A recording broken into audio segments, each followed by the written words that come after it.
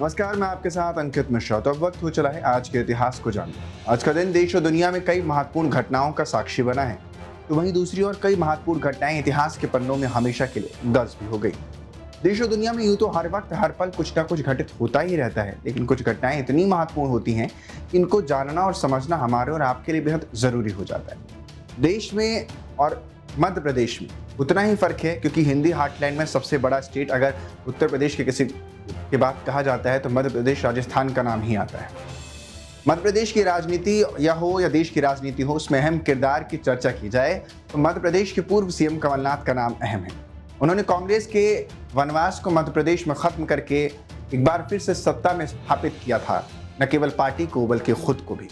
लेकिन ज्योतिरादित्य सिंधिया और उनके समर्थकों द्वारा बगावत किए जाने से उनकी सरकार गिर गई थी। ऐसे में मध्य प्रदेश में कांग्रेस एक बार फिर से विपक्षी भूमिका में आ गई। इलेक्शन होने के बाद आज मध्य प्रदेश में भारतीय जनता पार्टी की सरकार है। कल एक अलग वजह रही, लेकिन इन सब के बीच आपको बता दें कि कमलनाथ कांग्रेस के करीबियों में गिने जाते हैं। आज यानी 18 नवंबर को वो अपना 78वां जन्म दिवस मना रहे हैं। आइए जानते हैं उनके जन्मदिन के मौके पर कमलनाथ के जीवन से जुड़ी कुछ रोचक घटनाएं, जिसको आपको जानना बहुत जरूरी है। दरअसल उत्तर प्रदेश के कानपुर के खालसी लाइन में 18 नवंबर 1946 को कमलनाथ का जन्म हुआ था।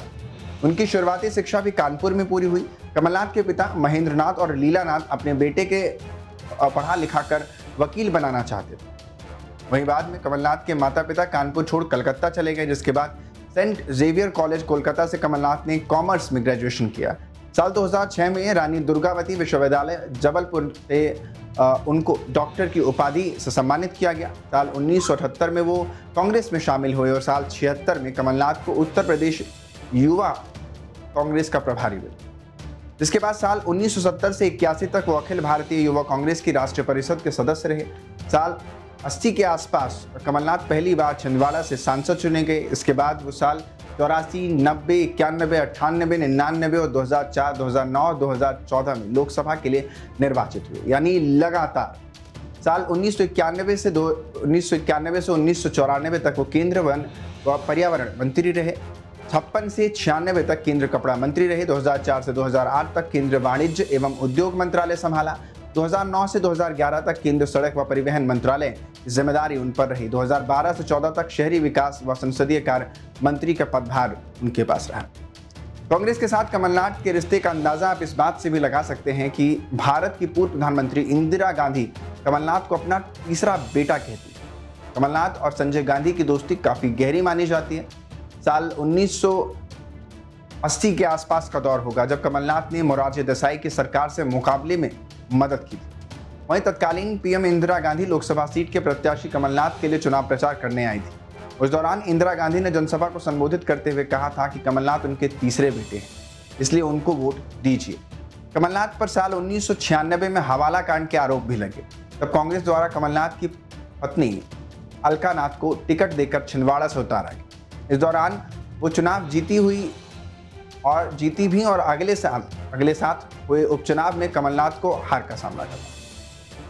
कमलनाथ को छिंदवाड़ा से सिर्फ एक बार हार मिली है। हालांकि इस हार के पीछे काफी दिलचस्प वजह भी बताई जाती है। अभी तो फिलहाल कहें तो पिछले चुनावों में भी हार मिली, लेकिन अगर बात हम पुराने करें, इस चुनाव को छोड़ भी दें, तब की हम बताएं तो कमलनाथ जब चुनाव हारे तो तुगलक लेन पर स्थित मिले बंगले को खाली करने का नोटिस मिला। वहीं इससे पहले कमलनाथ ने प्रयास किया कि वो बंगला उनकी पत्नी अलका नाथ के नाम अलॉट हो जाए, लेकिन नियम के अनुसार पहली बार चुनाव जीतने वाले प्रत्याशी को उतना बड़ा बंगला नहीं अलॉट किया जाता। लेकिन एक साल बाद जब हवाला कांड का मामला ठंडा हुआ तो कमलनाथ ने पत्नी से इस्तीफा दिलवा दिया। लेकिन उसके बाद हुए उपचुनाव में सुंदर लाल पटवा ने कमलनाथ को हरा दिया। राजनीति के साथ ही कमलनाथ एक बड़े बिजनेस टाइकून भी हैं। उनका बिजनेस एविएशन, हॉस्पिटैलिटी और रियल एस्टेट शिक्षा तक फैला है। कुल 187 करोड़ रुपए की संपत्ति के मालिक अब तक बताए जाते हैं। या यूं कह लीजिए अब तो 200 करोड़ के आसपास की संपत्ति है। लेकिन इन सब के बीच कमलनाथ का जन्म है और आज हम भी उन्हें उनके जन्मदिन पर ढेर सारी शुभकामनाएं देते हैं। आज के इतिहास में फिलहाल आज के लिए इतना ही। कल फिर होंगे हाजिर इतिहास के पन्नों को लेकर और करेंगे बात आज के इतिहास की।